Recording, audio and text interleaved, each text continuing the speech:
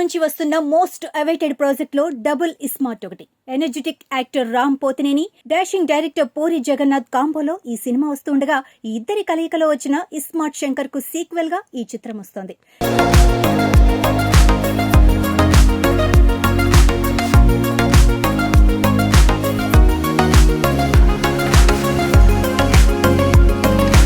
ఈ cinema shooting ప్రస్తుతం ముంబైలో శరవేగంగా జరుపుకుంటున్న విషయం తెలిసిందే. పూరి ముంబైలో Double iSmart climax fight scene plan చేశాడని, ఈ సీన్ కోసం ఏకంగా 7 కోట్లు పెడుతున్నాడని టాక్.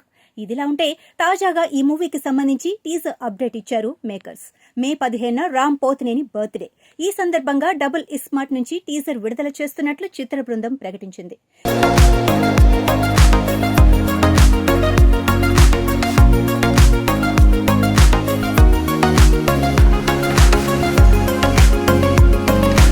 ఇక ఈ చిత్రంలో Bollywood star actor Sanjay Dutt villain గా నటిస్తున్నాడు.